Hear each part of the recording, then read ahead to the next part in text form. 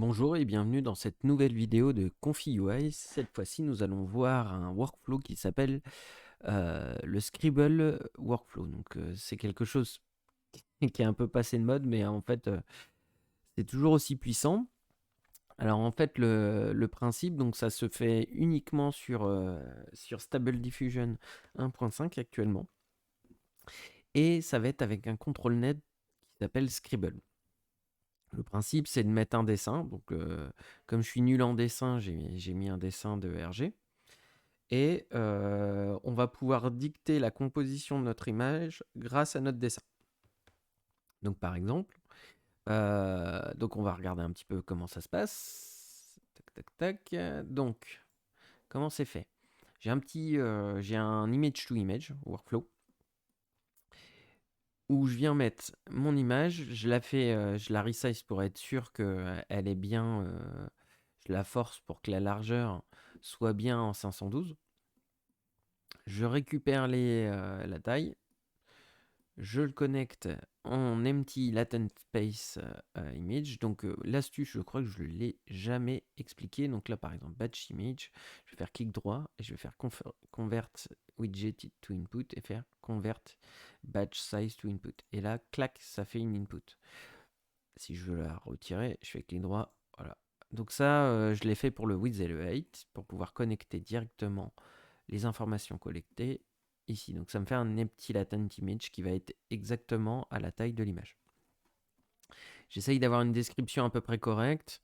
Donc c'est un jeune garçon qui porte une chemise jaune et un pantalon marron et qui court avec un chien blanc. Je lance, donc modèle 1.5, Juggernaut.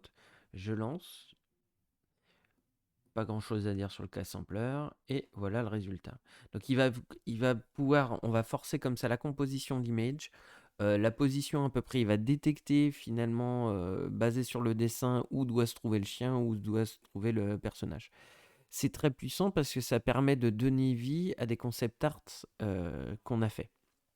On pourrait imaginer de pousser avec du contrôle net, genre Cani, pour forcer un petit peu le trait sur des dessins assez pointus. Et pour la démo, ce qu'on va faire, c'est que cette fois-ci, je vais venir mettre, je vais injecter l'image qui va essayer de prendre en compte l'image cette fois-ci. J'ai laissé mon denoiser à 1. Donc on va voir le résultat. Il va être obligé de prendre le fond qui était clair. Et donc voilà. Et donc je vais pouvoir jouer un petit peu comme ça et récupérer. Donc, je descends quand même très bas, donc c'est un peu audacieux. Mais là, je vais pouvoir récupérer un peu plus les proportions de mon dessin, tout en ayant quelque chose donc du coup de très photoréaliste. Évidemment, si je mettais un modèle spécialisé cartoon, genre je sais pas un Disney ou un Pixar modèle, un truc comme ça, sûrement qu'il serait en capacité d'accepter beaucoup plus ce genre de grandes têtes et de les réinterpréter de façon cartoon. Alors ce n'est pas tout. Donc là, ça c'est déjà très cool. Je pense qu'il y a pas mal de potentiel pour les gens de l'image. Et je vais vous montrer encore autre chose. Donc là, c'est la même chose. C'est la même chose, sauf que là, on va carrément. Ça, c'est mon niveau en dessin à la souris. Donc du coup, j'ai fait un. Donc, je montre. J'avais installé le Canva. Hop, Canva, voilà. Canva. Et donc quand je fais Edit, ça va m'envoyer ici, je vais pouvoir dessiner. Donc ça, on l'a déjà vu.